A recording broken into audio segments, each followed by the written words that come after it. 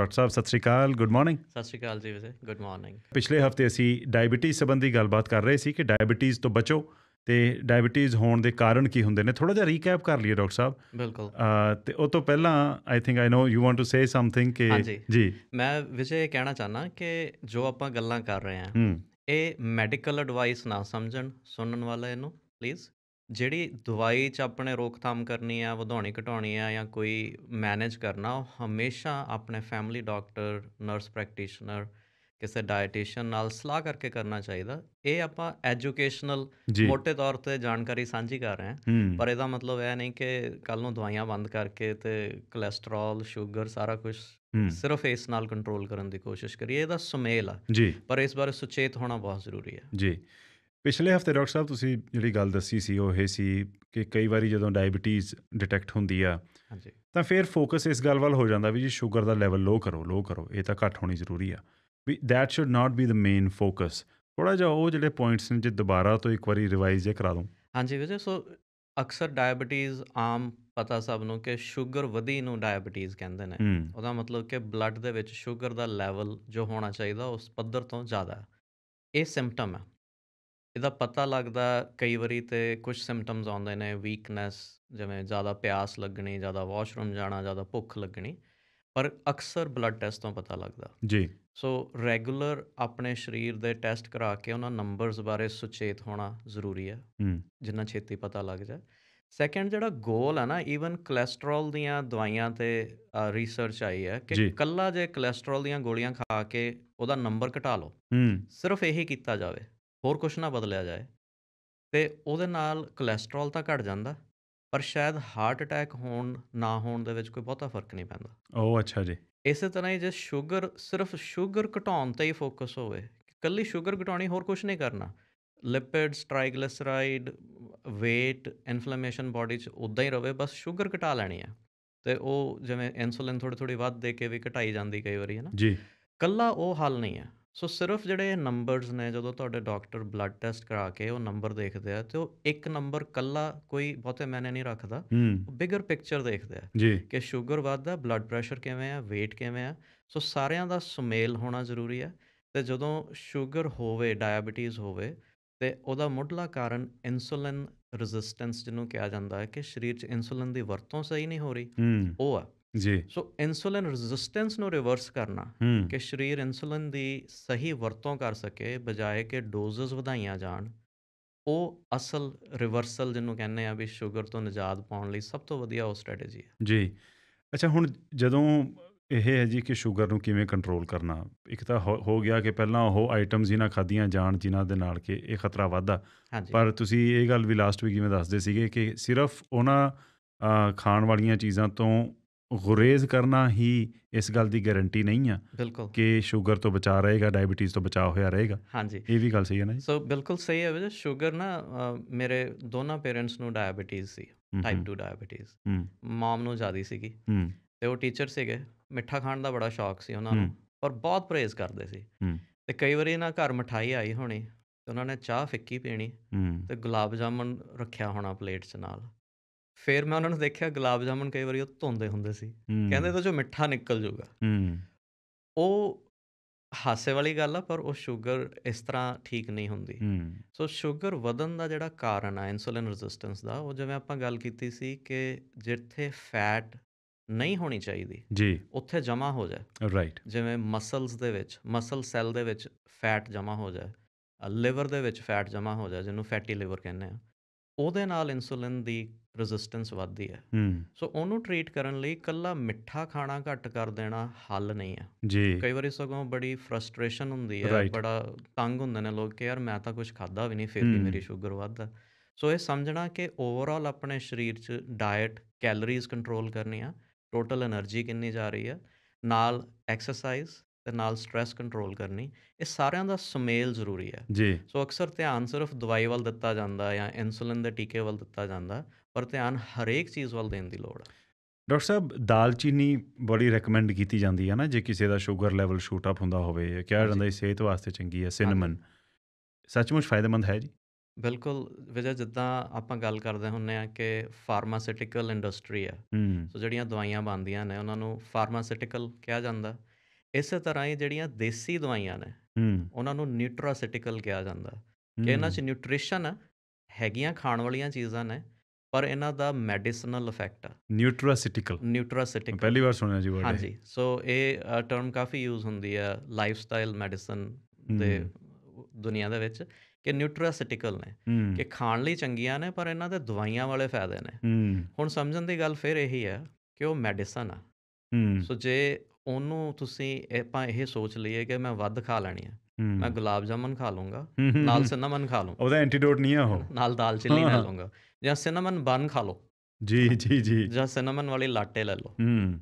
ਉਹ ਤਾਂ ਫਿਰ ਉਹੀ ਗੱਲ ਹੋ ਗਈ ਕਿ ਨਾਲੇ ਆਪਾਂ ਟੇਬਲ 'ਚ ਗੋਡਾ ਮਾਰਨ ਲੱਗ ਗਿਆ, ਨਾਲ ਐਡਵਲ ਖਾ ਲਈ, ਜੀ, ਫਿਰ ਗੋਡਾ ਮਾਰ ਲਿਆ ਜ਼ੋਰ ਦੀ, ਐਡਵਲ ਐਕਸਟਰਾ ਸਟਰੈਂਥ ਕਰ ਲਈ। ਜੀ, ਜੀ, ਜੀ। ਬਟ ਅਦਰਵਾਈਜ਼ ਜਿਹੜਾ ਦਾਲਚੀਨੀ ਆ ਉਹਦੇ ਬੜੇ ਮੈਡੀਸਨਲ ਫਾਇਦੇ ਨੇ। ਹੂੰ, ਸੋ ਬਲੱਡ ਸ਼ੂਗਰ ਦੇ ਵਿੱਚ ਐਕਚੁਅਲ ਸਟੱਡੀਜ਼ ਨੇ ਖੋਜ ਕਰਕੇ ਦੇਖਿਆ ਗਿਆ ਕਿ ਬਲੱਡ ਸ਼ੂਗਰ ਦਾ ਜਿਹੜਾ ਲੈਵਲ ਆ, ਉਹਦਾ ਮਿਆਰ ਠੀਕ ਰੱਖਣ 'ਚ ਬੜੀ ਸਹਾਈ ਹੁੰਦੀ ਆ, ਅਤੇ ਉਹਦੇ ਨਾਲ ਇਨਫਲੇਮੇਸ਼ਨ, ਹਾਰਟ ਡਿਜ਼ੀਜ਼, ਹੋਰ ਕਈਆਂ ਚੀਜ਼ਾਂ ਦੇ ਵਿੱਚ ਇਹ ਸਹਾਈ ਹੁੰਦੇ ਆ, ਜਿਹੜੇ ਸਿਨੇਮਨ ਜਾਂ ਦਾਲਚੀਨੀ ਦੇ ਵਿੱਚ ਕੰਪਾਊਂਡਸ ਨੇ। ਸੋ ਇਹਦਾ ਡਾਕਟਰ ਸਾਹਿਬ ਜਿਵੇਂ ਤੁਸੀਂ ਦੱਸਿਆ ਨਾ ਅਸੀਂ ਪ੍ਰੋਬਲਮ ਇਹੋ ਜਿਹੀਆਂ ਚੀਜ਼ਾਂ ਦੀ ਕੀ ਹੁੰਦੀ ਆ, ਹਾਂਜੀ, ਓਵਰ ਕੰਜ਼ੰਪਸ਼ਨ ਉਹਨਾਂ ਚੀਜ਼ਾਂ ਦੀ ਵੀ ਸਮੱਸਿਆ ਜਿਹੜੀਆਂ ਕਿ ਸਿਹਤ ਲਈ ਚੰਗੀਆਂ ਨਹੀਂ, ਬਿਲਕੁਲ। ਪਰ ਜਿਹੜੀਆਂ ਚੀਜ਼ਾਂ ਸਿਹਤ ਲਈ ਚੰਗੀਆਂ ਹੈਗੀਆਂ ਤੇ ਜਿਨ੍ਹਾਂ ਦਾ ਹਾਂਜੀ, ਸਿੱਧੇ ਤੌਰ ਤੇ ਪਤਾ ਹੈ ਵੀ ਆਹ ਤਾਂ ਖਾਣਾ ਬਹੁਤ ਹਾਂਜੀ, ਫਾਇਦੇਮੰਦ ਆ, ਹਾਂਜੀ, ਉਹਦੀ ਵੀ ਓਵਰ ਕੰਜ਼ੰਪਸ਼ਨ ਹੋ ਜਾਂਦੀ ਆ, ਬਿਲਕੁਲ, ਜਿਵੇਂ ਤੁਸੀਂ ਬਿਲਕੁਲ। ਦੱਸਿਆ ਹੀ ਆ, ਸੰਕੇਤ ਹਾਂਜੀ, ਕੀਤਾ। ਸੋ ਵਾਟਸ ਦਾ ਰਾਈਟ ਅਮਾਊਂਟ ਕਿ ਇੱਕ ਵਿਅਕਤੀ, ਇੱਕ ਹੈਲਥੀ ਇਨਸਾਨ ਹਾਂਜੀ। ਉਹ ਕਿੰਨੀ ਕੁ ਦਾਲਚੀਨੀ ਕਿੰਨੀ ਕੁ ਫਰੀਕੁਐਂਟਲੀ ਖਾਵੇ?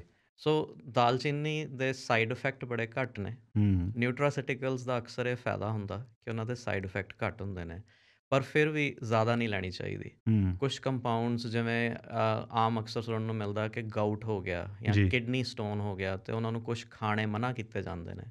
ਇਸੇ ਤਰ੍ਹਾਂ ਹੀ ਦਾਲਚੀਨੀ 'ਚ ਵੀ ਇੱਕ ਕੰਪਾਊਂਡ ਹੁੰਦਾ, ਜੇ ਚਮਚੇ ਭਰ ਕੇ ਉਹਦੇ ਖਾਧੇ ਜਾਣ ਹੂੰ, ਤੇ ਉਹਦੇ ਨਾਲ ਲਿਵਰ 'ਤੇ ਜਾਂ ਕਿਡਨੀਜ਼ 'ਤੇ ਥੋੜ੍ਹਾ ਮਾੜਾ ਅਸਰ ਪੈ ਸਕਦਾ। ਜੀ, ਪਰ ਅੱਧਾ ਟੀਸਪੂਨ, ਹਾਫ ਅ ਟੀਸਪੂਨ ਅ ਡੇ, ਛੋਟਾ ਚਮਚਾ। ਛੋਟਾ ਚਮਚਾ ਅੱਧਾ, ਉਹ ਮਿਨੀਮਮ ਗੁੱਡ ਅਮਾਊਂਟ ਆ। ਜੇ ਉਸ ਤੋਂ ਵੀ ਘੱਟ ਲੈਂਦੇ ਹੋ ਤੇ ਉਹਦਾ ਬਸ ਫਲੇਵਰ ਆ ਰਿਹਾ, ਕੋਈ ਇੰਨਾ ਮੈਡੀਸਨਲ ਇਫੈਕਟ ਨਹੀਂ ਹੋ ਰਿਹਾ। ਓਕੇ, ਜਿਹੜੀਆਂ ਖੋਜਾਂ ਹੋਈਆਂ ਉਹਨਾਂ ਦੇ ਵਿੱਚ ਉਹਨਾਂ ਨੇ 1 ਚਮਚ ਤੋਂ ਲੈ ਕੇ 6 ਚਮਚ ਤੱਕ ਸਟੱਡੀ ਕੀਤਾ, ਅੱਛਾ ਜੀ, ਤੇ ਪਾਇਆ ਗਿਆ ਕਿ ਜੇ 120 ਮਿਲੀਗ੍ਰਾਮ ਦਾਲਚੀਨੀ ਵਰਤੀ ਜਾਵੇ ਜਾਂ ਉਹਦਾ ਪਾਊਡਰ ਵਰਤਿਆ ਜਾਏ, ਹੂੰ, 120 ਮਿਲੀਗ੍ਰਾਮ, ਉੱਥੇ ਉਹਦੇ ਅਸਰ ਦਿਖਣੇ ਸ਼ੁਰੂ ਹੋ ਜਾਂਦੇ ਆ। ਓਕੇ, ਤੇ ਰਿਕਮੈਂਡਡ ਇਹ ਹੈਗਾ ਕਿ 1 ਟੀਸਪੂਨ, 1.5 ਟੀਸਪੂਨ, ਇਸ ਤੋਂ ਵੱਧ ਨਾ ਲਓ, ਜੀ, ਪਰ ਰੋਜ਼ ਲਓ। ਸੋ ਕਈ ਚੀਜ਼ਾਂ ਨੇ, ਉਹਨਾਂ ਨੂੰ ਨਾ ਡਾਕਟਰ ਮੈਕਗ੍ਰੈਗਰ ਬੜੀ ਖੋਜ ਕਰਦੇ ਨੇ ਖਾਣਿਆਂ 'ਤੇ, ਜੀ, ਤੇ ਉਹਨਾਂ ਨੇ ਇੱਕ ਲਿਸਟ ਬਣਾਈ ਹੈ, ਉਹਨੂੰ ਕਹਿੰਦੇ ਨੇ ਡੇਲੀ ਡਜ਼ਨ, ਹੂੰ, ਕਿ ਆਹ ਦਰਜਨ ਚੀਜ਼ਾਂ ਰੋਜ਼ ਕਰੋ, ਹੂੰ, ਜਿਹਦੇ ਜਾ ਵੀ ਪਾਣੀ ਪੀਓ, ਐਕਸਰਸਾਈਜ਼ ਕਰੋ, ਤੇ ਉਹਦੇ 'ਚ ਕੁਛ ਨਿਊਟਰਾਸਿਟੀਕਲ ਜਿਹੜੀਆਂ ਆਪਣੀਆਂ ਪੁਰਾਣੀਆਂ ਜੜੀਆਂ ਬੂਟੀਆਂ ਨੇ ਉਹ ਵੀ ਆਉਂਦੀਆਂ, ਹੂੰ, ਜਿਸ 'ਚ ਦਾਲਚੀਨੀ ਆ, ਹਲਦੀ ਆ, ਕਾਲੀ ਮਿਰਚ ਆ। ਜੀ, ਸੋ ਜੇ ਇਹਨਾਂ ਨੂੰ ਸਗੋਂ ਇਕੱਠੇ ਵਰਤਿਆ ਜਾਏ, ਦਾਲਚੀਨੀ, ਹਲਦੀ ਤੇ ਕਾਲੀ ਮਿਰਚ, ਤੇ ਇਹ ਖੋਜ ਹੋ ਚੁੱਕੀ ਹੈ ਕਿ ਉਹਦਾ ਆਪਸ 'ਚ ਤਾਲਮੇਲ ਹੋਰ ਵਧੀਆ ਹੋ ਜਾਂਦਾ, ਹੂੰ, ਹੂੰ, ਇਨਫਲੇਮੇਸ਼ਨ ਘਟਾਉਣ ਲਈ, ਬਲੱਡ ਸ਼ੂਗਰ ਦੇ ਕੰਟਰੋਲ ਲਈ। ਈਵਨ ਵਿਜੇ, ਇੱਕ ਮੈਂ ਪੜ੍ਹ ਰਿਹਾ ਸੀ ਕਿ ਇੱਕ ਟ੍ਰਿਕ ਹੈਗਾ ਕਈਆਂ ਵਾਸਤੇ, ਹੂੰ, ਜਦੋਂ ਬਲੱਡ ਸ਼ੂਗਰ ਦਾ ਟੈਸਟ ਹੁੰਦਾ ਨਾ, ਫਾਸਟਿੰਗ ਬਲੱਡ ਸ਼ੂਗਰ, ਜੀ, ਜੀ, ਜੀ, ਉਹ ਕਹਿੰਦੇ ਵੀ ਰਾਤ ਨੂੰ ਦਾਲਚੀਨੀ ਲੈ ਲਓ ਜ਼ਿਆਦਾ, ਹਾਂ, ਤੇ ਸ਼ੂਗਰ ਲੈਵਲ ਠੀਕ ਆ ਜਾਂਦਾ। ਹਾਂ, ਸੋ ਰਿਸਰਚ ਦੇ ਵਿੱਚ ਇਹ ਸਹੀ ਪਾਇਆ ਗਿਆ। ਜੀ, ਪਰ ਸਮਝਣ ਵਾਲੀ ਗੱਲ ਇਹ ਹੈ ਕਿ ਦਾਲਚੀਨੀ ਜ਼ਰੂਰ ਵਰਤੋ, ਪਰ ਇਹ ਨਾ ਸੋਚੋ ਕਿ ਹੁਣ ਬਸ ਮੈਂ ਦਾਲਚੀਨੀ ਖਾ ਲਈ, ਹੂੰ, ਚਾਹ 'ਚ ਪਾ ਲਈ ਜਾਂ ਆਪਣੇ ਓਟਮੀਲ 'ਤੇ ਪਾ ਲਈ, ਤੇ ਹੁਣ ਬਸ ਚਾਹ ਦੇ ਨਾਲ ਫਿਰ ਗੁਲਾਬ ਜਾਮੁਨ ਵੀ ਖਾ ਲਓ, ਕੋਈ ਫ਼ਰਕ ਨਹੀਂ ਪੈਂਦਾ। That's it's not a licence to consume more sugar. Absolutely not, it's a ਹਾਂ, ਮੈਡੀਸਨ, ਤੇ ਉਹਨੂੰ ਹੂੰ, ਮੈਡੀਸਨ ਦੀ ਤਰ੍ਹਾਂ ਵਰਤੋ। ਜੀ, ਪਰ ਇਹ ਕਿਸ ਤਰ੍ਹਾਂ ਦੀ ਮੈਡੀਸਨ ਆ, ਜਿਵੇਂ ਸਪਲੀਮੈਂਟਸ ਦੀ ਆਪਾਂ ਗੱਲ ਕਰਦੇ ਸੀ, ਕਿ ਤੁਸੀਂ ਰੋਜ਼ ਵਰਤ ਸਕਦੇ ਹੋ, ਹੂੰ, ਤੇ ਆਪਣੀ ਪੰਜਾਬੀ ਕੁਕਿੰਗ 'ਚ, ਇੰਡੀਅਨ ਕੁਕਿੰਗ 'ਚ ਇਹਦੀ ਬਹੁਤ ਜਗ੍ਹਾ ਵਰਤੋਂ ਹੁੰਦੀ ਹੈ। ਤੇ ਡਾਕਟਰ ਸਾਹਿਬ ਕੁਝ ਗਰੁੱਪ ਅਜਿਹਾ ਵੀ ਹੋਏਗਾ ਲੋਕਾਂ ਦਾ ਜਿਨ੍ਹਾਂ ਦੀ ਨਾ ਬਲੱਡ ਸ਼ੂਗਰ ਬਹੁਤ ਡ੍ਰੌਪ ਹੋ ਜਾਂਦੀ ਹੈ, ਫਿਰ ਹਾਂਜੀ, ਬਹੁਤ ਡਿੱਗੇ ਮਹਿਸੂਸ ਕਰਦੇ ਨੇ। ਬਿਲਕੁਲ। ਸੋ ਕੀ ਉਹਨਾਂ ਨੂੰ ਫਿਰ ਦਾਲਚੀਨੀ ਖਾਣ ਤੋਂ ਪਰਹੇਜ਼ ਵੀ ਕਰਨਾ ਚਾਹੀਦਾ, ਨਹੀਂ ਖਾਣੀ ਚਾਹੀਦੀ? ਸੋ ਇਹ ਇੰਡੀਵਿਜੂਅਲ ਗੱਲ ਆ ਗਈ। ਜੀ, ਜੇ ਕੋਈ ਸ਼ੂਗਰ ਦਾ ਮਰੀਜ਼ ਆ, ਜਾਂ ਜਿਨ੍ਹਾਂ ਦੇ ਵਿੱਚ ਸ਼ੂਗਰ ਘਟਣੀ ਇਮੀਡੀਏਟਲੀ ਖਤਰਨਾਕ ਆ, ਹੂੰ, ਵਧੀ ਹੂੰ, ਹੋਈ ਸ਼ੂਗਰ ਤਾਂ ਲੌਂਗ ਟਰਮ 'ਚ ਹੌਲੀ-ਹੌਲੀ ਨੁਕਸਾਨ ਕਰਦੀ ਆ। ਰਾਈਟ, ਪਰ ਜੇ ਇਹਨੂੰ ਹਾਈਪੋਗਲਾਈਸੀਮੀਆ ਕਹਿੰਦੇ, ਕਿ ਸ਼ੂਗਰ ਘਟ ਗਈ, ਤੇ ਉਹਦੇ ਨਾਲ ਸਿਰ ਦੁਖੂਗਾ, ਵੀਕਨੈਸ ਹੋਊਗੀ, ਤੁਸੀਂ ਬੇਹੋਸ਼ ਹੋ ਕੇ ਡਿੱਗ ਸਕਦੇ ਹੋ। ਜੀ, ਸੋ ਇਮੀਡੀਏਟਲੀ ਇੱਕ ਐਮਰਜੈਂਸੀ ਵਾਲੀ ਸਿਚੁਏਸ਼ਨ ਬਣ ਜਾਂਦੀ ਹੈ, ਉਸ 'ਚੋਂ ਸੁਚੇਤ ਹੋਣਾ ਬੜਾ ਜ਼ਰੂਰੀ ਹੈ। ਇਹ ਜ਼ਿਆਦਾ ਅਪਲਾਈ ਹੁੰਦਾ ਜਿਹੜੇ ਸ਼ੂਗਰ ਦੇ ਮਰੀਜ਼ ਨੇ ਉਹਨਾਂ ਨੂੰ, ਹੂੰ, ਹੂੰ, ਜਿਹੜੇ ਦਵਾਈ ਖਾਂਦੇ ਨੇ, ਜੀ, ਉਹਨਾਂ 'ਚ ਇਸ ਦਾ ਰਿਸਕ ਵੱਧ ਹੁੰਦਾ। ਤੇ ਉਹਦੇ ਲਈ ਕਿਹਾ ਜਾਂਦਾ ਹੈ ਕਿ ਆਪਣੇ ਕੋਲ ਨਾ ਗਲੂਕੋਜ਼ ਦੀ ਜਾਂ ਮਿੱਠੇ ਵਾਲੀ ਕੋਈ ਚੀਜ਼ ਰੱਖੋ, ਕੋਈ ਹੂੰ, ਗੋਲੀ ਹੂੰ, ਰੱਖੋ, ਤੇ ਫਟਾਫਟ ਜੇ ਤੁਹਾਨੂੰ ਇਸ ਤਰ੍ਹਾਂ ਲੱਗੇ ਤੇ ਉਹ ਲੈ ਲਓ। ਸੇਮ ਤਰੀਕੇ ਨਾਲ ਦਾਲਚੀਨੀ ਵੀ ਦਵਾਈ ਦੀ ਤਰ੍ਹਾਂ ਨਿਊਟਰਾਸਿਟੀਕਲ ਹੈ।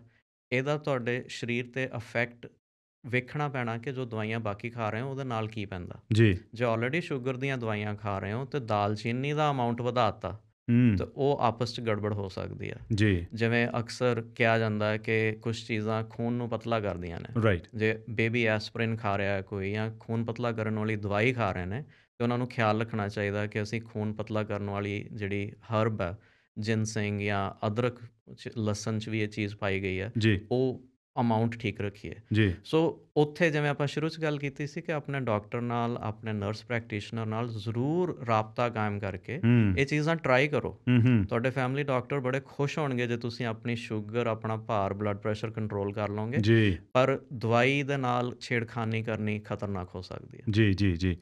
ਡਾਕਟਰ ਸਾਹਿਬ ਹੁਣ ਇਹ ਦੱਸਿਓ ਕਿ ਜਿਹੜੇ ਲੋਕ ਲੌਂਗ ਹਾਲ ਟਰੱਕਿੰਗ ਦੇ ਵਿੱਚ ਨੇ ਤੇ ਡਾਇਬਟੀਜ਼ ਦੇ ਮਰੀਜ਼ ਨੇ, ਹੁਣ ਉਹਨਾਂ ਦੇ ਵਿੱਚੋਂ ਕਈਆਂ ਦਾ ਇਹ ਕਹਿੰਦੇ ਦੇਖੋ ਜੀ ਅਸੀਂ ਤਾਂ ਇੱਕ ਹਫ਼ਤੇ ਦੀ ਰੋਟੀ ਕਈ ਵਾਰ ਆਪਣੇ ਨਾਲ ਪੈਕ ਕਰਕੇ ਲੈ ਜਾਂਦੇ ਹਾਂ। ਹਾਂਜੀ। ਅਸੀਂ ਆਪਣੀ ਡਾਇਟ ਦਾ ਕਿਵੇਂ ਖਿਆਲ ਰੱਖੀਏ? ਜਿਹੜੀਆਂ ਗੱਲਾਂ ਇਹ ਟਿਪਸ ਨੇ ਕਿ ਜੀ ਵਧੀਆ ਖਾਣਾ ਖਾਓ ਤੇ ਫਰੈਸ਼ ਚੀਜ਼ਾਂ ਹੋਣ, ਪ੍ਰੋਸੈਸਡ ਫੂਡਸ ਨਾ ਹੋਵੇ। ਬਿਲਕੁਲ। ਕਹਿੰਦੇ ਅਸੀਂ ਕਿਵੇਂ ਉਹਨੂੰ ਇੰਪਲੀਮੈਂਟ ਕਰ ਲਈਏ? ਸਾਡੀ ਤਾਂ ਜੌਬ ਸਾਨੂੰ ਅਲਾਓ ਨਹੀਂ ਕਰਦੀ ਉਹ, ਉਹਨਾਂ ਵਾਸਤੇ ਕੀ ਬਿਲਕੁਲ। ਟਿਪਸ ਨੇ ਜੀ?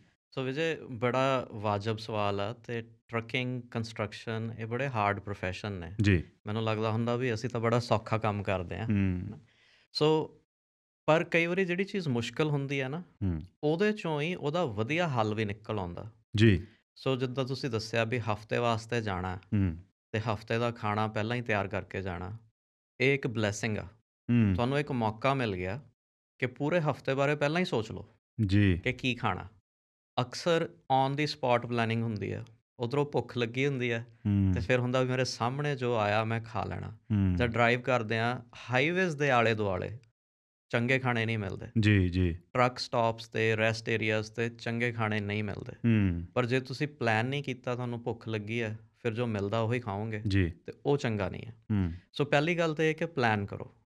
ਦੂਸਰੀ ਗੱਲ, ਜਦੋਂ ਟਰੱਕਿੰਗ ਦੇ ਵਿੱਚ ਵੀ ਉਹੀ ਗੱਲ ਕਿ ਇਕੱਲਾ ਖਾਣੇ 'ਤੇ ਫੋਕਸ ਨਹੀਂ ਕਰਨਾ ਚਾਹੀਦਾ। ਸਿਟਿੰਗ ਜਿਹੜੀ ਹੈ, ਹੂੰ। ਸਿਟਿੰਗ ਹੋ ਜਾਂਦੀ ਹੈ ਜੀ। ਡਰਾਈਵਿੰਗ ਦੇ ਵਿੱਚ, ਬੜੀ ਲੰਬੀ ਸਿਟਿੰਗ ਹੁੰਦੀ ਹੈ। ਸਿਟਿੰਗ ਬਾਰੇ ਕਿਹਾ ਜਾਂਦਾ ਇਟਸ ਦ ਨਿਊ ਸਮੋਕਿੰਗ। ਬਿਲਕੁਲ।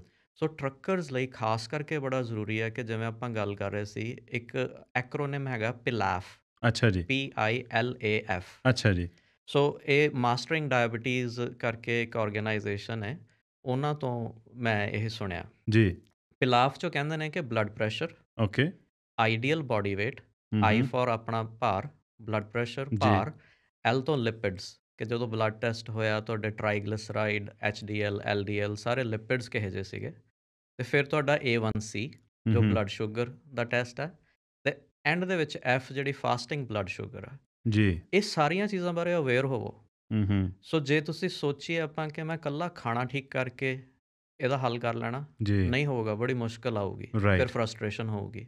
ਪਰ ਪਹਿਲਾਂ ਤਾਂ ਸਾਰੀ ਬਿਗ ਪਿਕਚਰ ਦੇਖੋ ਕਿ ਬਲੱਡ ਪ੍ਰੈਸ਼ਰ ਵੀ ਠੀਕ ਕਰਨਾ ਹੈ, ਭਾਰ ਵੀ ਠੀਕ ਕਰਨਾ ਹੈ, ਤੇ ਲਿਪਿਡਸ ਵੀ ਠੀਕ ਕਰਨੇ ਆ, ਸਾਰਾ ਕੁਝ ਠੀਕ ਕਰਨਾ। ਜੀ। ਸੈਕੰਡ, ਜਦੋਂ ਖਾਣਾ ਹੈ ਤੇ ਸਭ ਤੋਂ ਪਹਿਲੀ ਚੀਜ਼ ਪਰਹੇਜ਼ ਕਰਨ ਵਾਲੀ ਹੈਗੀ ਹੈ ਕਿ ਲਿਕੁਇਡ ਕੈਲੋਰੀਜ਼ ਨਾ ਖਾਓ।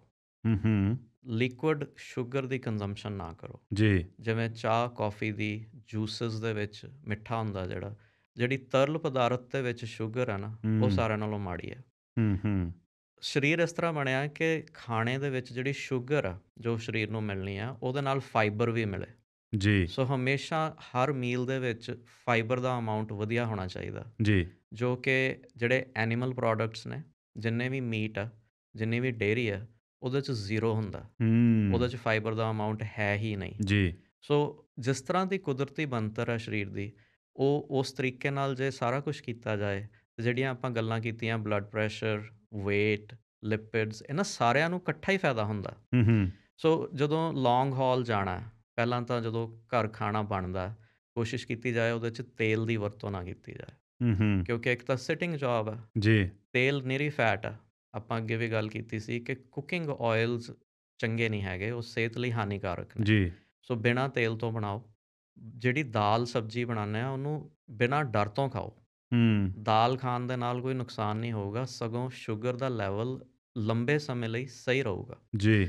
ਤੇ ਜਿਹੜੇ ਬਾਕੀ ਦੀਆਂ ਸਬਜ਼ੀਆਂ ਨੇ ਸੇਮ ਚੀਜ਼, ਉਹਨਾਂ 'ਚ ਤੇਲ ਨਹੀਂ ਪਾਇਆ ਗਿਆ, ਬਾਕੀ ਸਾਰੇ ਮਸਾਲੇ ਵਰਤੇ ਗਏ ਨੇ।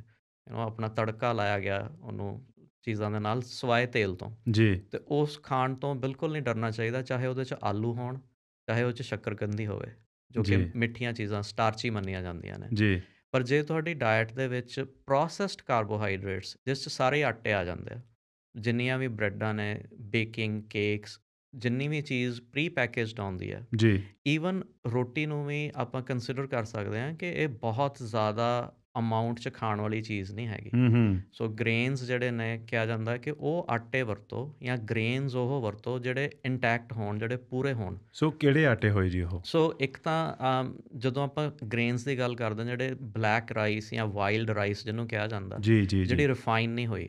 ਸਿੰਪਲ ਜਿਹਾ ਤਰੀਕਾ ਵੀ ਜੋ ਸਭ ਤੋਂ ਵਧੀਆ ਇਹ ਹੈ ਕਿ ਜਿੰਨੀ ਚੀਜ਼ ਚਿੱਟੀ ਆ ਨਾ, ਹੂੰ, ਉਹ ਤੋਂ ਓਨਾ ਹੀ ਦੂਰ ਰਹੋ। ਹੂੰ। ਵਾਈਟ ਪਾਊਡਰਸ ਨੇ ਜਿਹੜੇ, ਜੀ, ਮਿੱਠਾ, ਚਿੱਟਾ ਲੂਣ, ਬਿਲਕੁਲ। ਚਿੱਟੇ ਰੰਗ ਦੇ ਆਟੇ ਤੇ ਚਿੱਟੀਆਂ ਬ੍ਰੈਡਾਂ, ਉਹਨਾਂ ਹੂੰ, ਤੋਂ ਦੂਰ ਰਹੋ। ਹੂੰ, ਜੀ, ਵੈਸੇ ਵੀ ਹੈ ਨਾ, ਕਹਿੰਦੇ ਚਿੱਟਾ ਨਾ ਖਾਓ। ਜੀ, ਹਾਂ, ਰਾਈਟ, ਉਹਦੇ ਤਾਂ ਵੈਸੇ ਹੀ ਬਿਲਕੁਲ, ਉਹਦੀ ਕੋਨੋਟੇਸ਼ਨ ਹੀ ਬਿਲਕੁਲ ਵੱਖਰੀ ਹੈ, ਬਿਲਕੁਲ ਜੀ। ਅੱਛਾ, ਬਿਲਕੁਲ। ਤੁਸੀਂ ਜਿਹੜੀ ਗੱਲ ਕੀਤੀ ਸ਼ੱਕਰਕੰਦੀ ਦੀ, ਹਾਂਜੀ, ਉਹਦੇ ਬਾਰੇ ਜ਼ਰੂਰ ਦੱਸਿਓ ਕਿ ਜੇ ਕੋਈ ਆਲਰੇਡੀ ਡਾਇਬੈਟਿਕ ਹੈ, ਹਾਂਜੀ, ਤੇ ਮੈਨੂੰ ਯਾਦ ਆ ਆਪਾਂ ਇੱਕ ਵਾਰ ਗੱਲ ਕਰਦੇ ਸੀ ਸ਼ੱਕਰਕੰਦੀ ਬਾਰੇ, ਤੁਸੀਂ ਸਪੈਸੀਫਿਕਲੀ ਇਹ ਦੱਸਿਆ ਸੀ ਕਿ ਜੇ ਕਿਸੇ ਨੂੰ ਆਲਰੇਡੀ ਡਾਇਬੀਟੀਜ਼ ਹੈ ਤੇ ਉਹ ਇਨਸੂਲਿਨ ਵਗੈਰਾ ਲੈ ਰਹੇ ਨੇ, ਹਾਂਜੀ। ਉਹਨਾਂ ਨੂੰ ਸ਼ੱਕਰਕੰਦੀ ਨਹੀਂ ਖਾਣੀ ਚਾਹੀਦੀ, M I right? So total calories the amount ਤੁਹਾਡੀ ਡਾਇਟ 'ਚ ਕਿੰਨਾ ਜਾ ਰਿਹਾ? ਹੂੰ, ਜੇ ਤਾਂ ਤੁਸੀਂ ਸ਼ੱਕਰਕੰਦੀ ਨੂੰ ਆਪਾਂ ਵੈਸੇ ਹੀ ਬੋਇਲ ਕਰਕੇ, ਸਟੀਮ ਕਰਕੇ ਖਾ ਰਹੇ ਹਾਂ, ਬੇਕ ਕਰਕੇ ਖਾ ਰਹੇ ਹਾਂ, ਉਹਦੇ 'ਤੇ ਹੋਰ ਕੁਝ ਨਹੀਂ ਕੀਤਾ ਗਿਆ, ਤੇ ਉਹ ਹੋਲਸਮ ਆ, ਉਹਨੂੰ ਮਤਲਬ ਛਿਲਕਾ ਵੀ ਉਹਦਾ ਤੁਸੀਂ ਨਾਲ ਯੂਜ਼ ਕਰ ਸਕਦੇ ਹੋ। ਅੱਛਾ ਜੀ, ਬਿਲਕੁਲ। ਈਵਨ ਆਲੂ ਜਿਹੜੇ ਨੇ, ਉਹਨਾਂ ਨੂੰ ਛਿੱਲਣ ਦੀ ਪੂਰੀ ਲੋੜ ਨਹੀਂ ਹੁੰਦੀ। ਹਾਂ, ਉਹ ਹਾਂ, ਜਿਹੜਾ ਇੰਟੈਕਟ ਚੀਜ਼, ਜਦੋਂ ਆਪਾਂ ਗੱਲ ਕਰਦੇ ਹਾਂ, ਖਾਣ ਦੇ, ਸਬਜ਼ੀ ਬਣਾਉਣ ਦੇ ਤਰੀਕੇ ਇਹੋ ਜਿਹੇ ਵਰਤੇ ਜਾ ਜੀ, ਸਕਦੇ ਆ ਜੀ, ਜੀ, ਕਿ ਉਹਦੀ ਪੂਰੀ ਨਿਊਟ੍ਰੀਸ਼ਨ ਜਾਵੇ। ਹੂੰ, ਜਿਵੇਂ ਸੇਬ ਆ, ਅਕਸਰ ਜੇ ਤੁਸੀਂ ਸੇਬ ਦਾ ਆਪਾਂ ਛਿਲਕਾ ਲਾ ਦਈਏ, ਤੇ ਕਾਫੀ ਚੰਗੇ ਨਿਊਟ੍ਰੀਐਂਟ ਉਸ ਰੰਗ 'ਚ ਹੀ ਚਲੇ ਜਾਂਦੇ ਆ, ਜਿਹੜਾ ਉਹ ਛਿਲਕੇ ਦਾ ਰੰਗ ਹੈ। ਜੀ, ਜੀ, ਜੀ, ਸੋ ਜਦੋਂ ਆਪਾਂ ਸ਼ੱਕਰਕੰਦੀ, ਆਲੂ, ਸਟੀਮਡ, ਬੇਕਡ, ਇਹਨਾਂ ਦਾ ਕੋਈ ਨੁਕਸਾਨ ਨਹੀਂ ਹੁੰਦਾ। ਇਹਨਾਂ 'ਚ ਵਧੀਆ ਫਾਈਬਰ ਹੈ, ਤੇ ਉਸ ਫਾਈਬਰ ਦੇ ਨਾਲ ਇਨਸੂਲਿਨ, ਬਲੱਡ ਸ਼ੂਗਰ ਹੌਲੀ-ਹੌਲੀ ਰਿਲੀਜ਼ ਹੁੰਦੀ ਹੈ। ਹੂੰ। ਪਰ ਜੇ ਉਹਨੂੰ ਰਿਫਾਈਨ ਕਰਕੇ ਹੁਣ ਆਲੂ ਤੋਂ ਪੋਟੈਟੋ ਦੇ ਚਿਪਸ ਬਣਾਤੇ ਜਾਣ ਤੇ ਫਰਾਈਜ਼ ਬਣਾਤੀਆਂ ਜਾਣ, ਉਹ ਬਿਲਕੁਲ ਹੀ ਮਾੜਾ ਖਾਣਾ ਹੋ ਜਾਂਦਾ। ਸੋ ਜੇ ਕੋਈ ਲੌਂਗ ਹਾਲ ਟਰੱਕਰ ਜਾਂ ਸਮਬਡੀ ਐਲਸ ਜਿਹਨੂੰ ਕਿ ਆਲਰੇਡੀ ਡਾਇਬੀਟੀਜ਼ ਨਾਲ ਜੂਝ ਰਹੇ ਨੇ ਜਾਂ ਪ੍ਰੀ ਡਾਇਬੈਟਿਕ ਨੇ, ਫੈਮਿਲੀ ਦੇ ਵਿੱਚ ਹਿਸਟਰੀ ਆ, ਹਾਂਜੀ, ਵਨ ਆਫ ਦ ਮੀਲਸ ਹਫਤੇ ਦੇ ਵਿੱਚ ਮੰਨ ਲਓ ਕਿ 2 ਜਾਂ 3 ਵਾਰੀ ਹਾਂਜੀ, ਓਟਸ, ਉਹਦੇ ਵਿੱਚ ਅੱਧਾ ਚਮਚਾ ਬਿਲਕੁਲ, ਸਿਨੇਮਨ ਦਾ ਜੇ ਪਾ ਕੇ ਖਾ ਲਓ ਤੇ ਥੋੜੇ ਜਿਹੇ ਬਿਲਕੁਲ। ਫਰੂਟਸ ਹੋਣ ਤਾਜ਼ੇ, ਬਿਲਕੁਲ, is that a good idea? That's a ideal perfect meal. ਤੁਸੀਂ ਮੇਰੇ ਮਨ ਦੀ ਗੱਲ ਕਹਿਤੀ, ਮੈਂ ਇਹੀ ਕਹਿਣ ਓਕੇ, ਲੱਗਾ ਸੀ ਓਕੇ ਜੀ, ਕਿ ਜਿਹੜੇ ਓਟਸ ਨੇ, ਹੂੰ, ਓਟਸ ਵੀ ਕਈ ਤਰ੍ਹਾਂ ਦੇ ਮਿਲਦੇ ਆ। ਜੀ, ਇੱਕ ਤਾਂ ਰੈਡੀ ਟੂ ਈਟ ਓਟਸ ਹੁੰਦੇ ਨਾ, ਵੀ ਵਿੱਚ ਕਹਿੰਦੇ ਦੁੱਧ ਪਾਓ ਤੇ ਰਾਈਟ, ਕੁਇਕ ਖਾ ਓਟਸ ਲਓ, ਪਤਾ ਨਹੀਂ ਕੀ ਕਹਿੰਦੇ ਨੇ। ਉਹਨਾਂ ਤੋਂ ਦੂਰ ਰਹੋ। ਹੂੰ, ਉਹ ਪ੍ਰੋਸੈਸਡ ਓਟਸ ਨੇ। ਹੂੰ, ਸਭ ਤੋਂ ਵਧੀਆ ਓਟਸ ਨੇ ਜਿਹੜੇ ਜਾਂ ਤਾਂ ਓਟ ਗਰੋਟ ਕਹਿੰਦੇ ਉਹਨਾਂ ਨੂੰ, ਅੱਛਾ ਜੀ, ਜਾਂ ਫਿਰ ਸਟੀਲ ਕੱਟ ਓਟਸ। ਰਾਈਟ, ਸਟੀਲ ਕੱਟ ਓਟਸ ਨੂੰ ਪ੍ਰੋਸੈਸ ਨਹੀਂ ਕੀਤਾ ਗਿਆ, ਸਿਰਫ ਕੱਟਿਆ ਗਿਆ ਬਲੇਡ ਨਾਲ। ਸੋ ਉਹਨਾਂ ਨੂੰ ਉਬਾਲ ਕੇ, ਈਵਨ ਟਰੱਕਿੰਗ ਦੇ ਵਿੱਚ ਛੋਟਾ ਜਿਹਾ ਕੈਂਪਰ ਹੀ ਹੁੰਦਾ, ਜੀ, ਸਟੋਵ ਹੁੰਦਾ ਨਾਲ, ਛੋਟਾ ਜਿਹਾ ਫਰਿੱਜ ਹੁੰਦਾ, ਸਟੋਵ ਹੁੰਦਾ। ਸੋ 15-20 ਮਿੰਟ ਲੱਗਦੇ ਨੇ, ਪਾਣੀ 'ਚ ਉਹਨਾਂ ਨੂੰ ਉਬਾਲੋ, ਬਣਾਓ, ਉਹਦੇ ਵਿੱਚ ਸਿਨੇਮਨ ਪਾਓ, ਹੂੰ, ਬੇਰੀਜ਼ ਪਾਓ। ਹੂੰ, ਫਰੋਜ਼ਨ ਬੇਰੀਜ਼ ਅਕਸਰ ਬਹੁਤ ਦੇਰ ਰਹਿ ਜਾਂਦੀਆਂ ਨੇ ਤੇ ਮਿਲ ਜਾਂਦੀਆਂ ਨੇ। ਆਪਣੇ ਫਰੂਟ ਰੱਖੋ ਨਾਲ, ਜੀ, ਕੇਲੇ ਖਰਾਬ ਨਹੀਂ ਹੁੰਦੇ। ਰਾਈਟ, ਸੋ ਓਟਸ ਦੇ ਵਿੱਚ ਹੀ ਬਨਾਨਾ ਕੱਟ ਕੇ ਪਾ ਲਓ, ਬਾਅਦ 'ਚ ਉਹਨੂੰ ਸੋਹਣਾ ਸਜਾ ਕੇ, ਹੂੰ, ਪਹਿਲਾਂ ਉਹਨੂੰ ਅੱਖਾਂ ਰਾਹੀਂ ਦੇਖੋ। ਜਿੱਦਾਂ ਤੁਸੀਂ ਕਹਿੰਦੇ ਸੀ ਨਾ, ਅੱਜ ਕੱਲ੍ਹ ਲੋਕ ਕੈਮਰੇ ਨਾਲ ਪਹਿਲਾਂ ਖਾਂਦੇ ਆ, ਫੋਟੋ ਜੀ, ਖਿੱਚ ਕੇ ਫੋਟੋ ਖਿੱਚ ਤੇ ਇੰਸਟਾਗ੍ਰਾਮ 'ਤੇ ਪਾ ਦਿੰਦੇ ਆ। ਪਹਿਲਾਂ ਅੱਖਾਂ ਨਾਲ ਦੇਖੋ, ਤੁਹਾਨੂੰ ਦੇਖਣ ਨੂੰ ਉਹ ਖਾਣਾ ਸੋਹਣਾ ਲੱਗੇ, ਜੀ, ਫਿਰ ਉਹਨੂੰ ਖਾਓ। ਉਹ ਬੜਾ ਹੈਲਦੀ ਬ੍ਰੇਕਫਾਸਟ ਆ, ਹੂੰ, ਤੇ ਉਹਦੇ ਨਾਲ ਸ਼ੂਗਰ ਲੈਵਲ ਸਟੇਬਲ ਰਹਿੰਦਾ ਕਾਫੀ ਦੇਰ। ਇੱਕ ਵਜੇ ਅਮਾਊਂਟ ਆਫ ਫੂਡ, ਜੀ, ਜਦੋਂ ਸਪੈਸ਼ਲੀ ਸਿਟਿੰਗ ਜੌਬਸ ਨੇ, ਹੂੰ, ਉਹਦੇ 'ਚ ਬੜਾ ਜ਼ਰੂਰੀ ਹੈ ਕਿ ਜਿੱਥੇ ਤੁਹਾਨੂੰ 10 ਮਿੰਟ ਦੀ ਵੀ ਬ੍ਰੇਕ ਮਿਲੇ, ਜੀ, ਘੱਟੋ ਘੱਟ ਦਿਨ ਦੇ ਵਿੱਚ 3-4 ਵਾਰੀ। ਅੱਜ ਕੱਲ੍ਹ ਐਪਸ ਬੜੀਆਂ ਵਧੀਆ ਨੇ, ਰਾਈਟ, 10 ਮਿੰਟ ਵਾਸਤੇ ਐਕਸਰਸਾਈਜ਼ ਕਰੋ, ਜਿੰਨੀ ਤੇਜ਼ ਤੁਰ ਸਕਦੇ ਹੋ ਤੁਰੋ, ਜਾਂ ਐਰੋਬਿਕ ਐਕਸਰਸਾਈਜ਼ ਕਰ ਲਓ, ਹਾਂ, ਹਾਂ। ਵੀਡੀਓ ਲਾ ਕੇ ਸਾਹਮਣੇ, ਹੈ ਨਾ। 10 ਮਿੰਟ ਦੀਆਂ ਬੜੀਆਂ ਹੀ ਕਾਰਡੀਓ ਐਕਸਰਸਾਈਜ਼ਸ ਮਿਲਦੀਆਂ ਨੇ। ਸੋ ਆਪਣੀ ਸਿਹਤ ਦੇ ਹਿਸਾਬ ਨਾਲ ਉਹ ਮੂਵਮੈਂਟ ਜ਼ਰੂਰ ਕਰੋ। ਬਹੁਤ ਸਾਰੇ ਟਰੱਕਰਸ ਨੇ ਡਾਕਟਰ ਸਾਹਿਬ ਜਿਹੜੇ ਫਿੱਟ ਨੇ ਬਹੁਤ, ਹਾਂਜੀ, ਤੇ ਉਹਨਾਂ ਨੂੰ ਕਈ ਵਾਰੀ ਜਦੋਂ ਗੱਲ ਹੁੰਦੀ ਹੈ ਨਾ, ਪੁੱਛੀਦਾ ਵੀ ਤੁਸੀਂ ਕਿਵੇਂ ਫਿੱਟ ਰਹਿੰਦੇ ਹੋ? ਹਾਂਜੀ, ਉਹ ਕਹਿੰਦੇ ਜਿੱਥੇ ਸਟਾਪ ਹੁੰਦਾ ਭਾਵੇਂ 15 ਮਿੰਟ ਕੱਢ ਕੇ ਜਿੰਨੇ ਮਰਜ਼ੀ ਥੱਕੇ ਹੋਈਏ, ਹਾਂਜੀ, ਪੁਸ਼-ਅਪਸ ਹੋਏ ਜਾਂ ਕੁਝ ਹੋਰ ਐਕਸਰਸਾਈਜ਼ ਆ, ਬਿਲਕੁਲ, ਕਹਿੰਦੇ ਉਹ ਕਰੀ ਦੀ ਜ਼ਰੂਰ ਹੈ। ਜਿਵੇਂ ਤੁਸੀਂ ਦੱਸਿਆ ਵੀ ਇੱਕ ਸਟਰੋਲ ਕੀਤਾ ਹਾਂਜੀ, ਜਾਂ ਫਾਸਟ ਵਾਕ ਕਰ ਲਈ, ਹਾਂਜੀ। ਕਹਿੰਦੇ ਉਹਦੇ ਨਾਲ ਕਹਿੰਦੇ ਵੀ ਕੋਸ਼ਿਸ਼ ਪੂਰੀ ਕਰੀ ਦੀ ਹੈ। ਸੋ ਆਈ ਥਿੰਕ ਆ ਬੜਾ ਇੱਕ ਇਹ ਇੰਪੋਰਟੈਂਟ ਤਰੀਕਾ। ਸ਼ੂਗਰ ਵਾਸਤੇ ਬਹੁਤ ਅਹਿਮ ਹੈ। ਹੂੰ, ਜੇ ਆਪਾਂ ਸਰੀਰ ਦੇ ਵਿੱਚ ਹਰਕਤ ਨਾ ਕਰੀਏ, ਜੀ, ਤੇ ਸ਼ੂਗਰ ਨੂੰ ਕੰਟਰੋਲ ਕਰਨਾ ਬੜਾ ਔਖਾ ਹੈ। ਹਰਕਤ 'ਚ ਐਂਡ ਹੀ ਬਰਕਤ ਹੈ। ਬਿਲਕੁਲ ਜੀ, ਹਰਕਤ 'ਚ ਬਰਕਤ ਹੈ। ਐਂਡ ਸੈਕੰਡਲੀ ਜਿਹੜੇ ਮੀਲਸ ਨੇ ਉਹ ਦਿਨ ਦੇ ਵਿੱਚ ਬਹੁਤ ਵਾਰੀ ਸਨੈਕਿੰਗ ਨਾ ਕਰੋ। ਹੂੰ ਹੂੰ ਸੋ ਹੂੰ ਆਪਣੇ ਮੀਲਸ ਦਾ ਮੇਬੀ 2 ਮੇਜਰ ਮੀਲ ਰੱਖੋ। ਜਿਹੜਾ ਇੱਕ ਕਿਹਾ ਜਾਂਦਾ ਸੀ ਨਾ 3 ਵਾਰੀ ਖਾਣਾ ਖਾਓ, 2 ਵਾਰੀ ਸਨੈਕਸ ਖਾਓ, ਹੂੰ ਉਹ ਹਰ ਬੰਦੇ ਲਈ ਸਹੀ ਨਹੀਂ ਹੈ। ਜੀ ਸੋ ਜੇ ਕਿਸੇ ਨੂੰ ਸ਼ੂਗਰ ਆ, ਇੱਕ ਤਾਂ ਉਹਨਾਂ ਨੂੰ ਹਾਈਪੋਗਲਾਈਸੀਮੀਆ ਵੀ ਘਟ ਨਾ ਜਾਏ, ਉਸ ਦਾ ਖਿਆਲ ਰੱਖਣਾ ਜ਼ਰੂਰੀ ਹੈ। ਉਹ ਐਮਰਜੈਂਸੀ ਲਈ ਹਮੇਸ਼ਾ ਲਾਗੇ ਕੁਛ ਚਾਹੀਦਾ। ਸੈਕੰਡਲੀ ਹੌਲੀ-ਹੌਲੀ ਇਸ ਚੀਜ਼ਾਂ ਨੂੰ ਪਲਾਨ ਕਰਕੇ ਇੰਪਲੀਮੈਂਟ ਕੀਤਾ ਜਾਏ। ਜਿਹੜੀਆਂ ਰੋਟੀ ਘਰੋਂ ਲੈ ਕੇ ਜਾਂਦੇ ਆ, ਉਹਦੇ 'ਚ ਹੂੰ ਦਾਲ ਸਬਜ਼ੀ ਹੋਵੇ, ਵਾਈਲਡ ਰਾਈਸ ਜਾਂ ਬਰਾਊਨ ਰਾਈਸ ਹੋਣ, ਅਤੇ ਜਿਹੜੀ ਆਟੇ ਨੇ ਉਹ ਕਿਸੇ ਵੱਧ ਤੋਂ ਘੱਟ ਜਿਹਨੂੰ ਕਹਿੰਦੇ ਨਾ ਛਾਣ ਬੂਰੇ ਵਾਲਾ ਆਟਾ, ਜੀ ਜੀ ਜਿਹ ਜੀ 'ਚੋਂ ਬੂਰਾ ਨਹੀਂ ਕੱਢਿਆ ਗਿਆ, ਉਹ ਜਿੰਨਾ ਉਸ ਪਾਸੇ ਨੂੰ ਜਾਇਆ ਜਾਏ ਹੂੰ ਓਨਾ ਹੀ ਚੰਗਾ ਹੈ। ਉਹਦੀ ਰੋਟੀ ਬਿਨਾਂ ਡਰ ਤੋਂ ਖਾਓ, ਜੀ ਜੇ ਤੁਹਾਨੂੰ ਇੰਟੈਕਟ ਆਟਾ ਮਿਲਦਾ ਹੋਵੇ। ਜੀ ਡਾਕਟਰ ਸਾਹਿਬ, ਤੁਹਾਡਾ ਸਮਾਂ ਦੇਣ ਲਈ ਬਹੁਤ ਬਹੁਤ ਧੰਨਵਾਦ। ਅਗਲੇ ਹਫਤੇ ਆਪਾਂ ਇਸੇ ਗੱਲਬਾਤ ਦੀ ਲੜੀ ਨੂੰ ਜ਼ਰੂਰ ਅੱਗੇ ਤੋਰਦੇ ਰਵਾਂਗੇ, ਜ਼ਰੂਰ। ਕਿਉਂਕਿ ਅੱਜ ਮੈਨੂੰ ਪਤਾ ਵੀ ਹੋਰ ਬਹੁਤ ਸਾਰੀ ਜਾਣਕਾਰੀ ਹੈ ਤੁਹਾਡੇ ਕੋਲ ਜਿਹੜੀ ਤੁਸੀਂ ਸ਼ੇਅਰ ਕਰਨੀ। ਬਹੁਤ ਮਿਹਰਬਾਨੀ, ਥੈਂਕ ਯੂ ਜੀ। Thank you Vijay.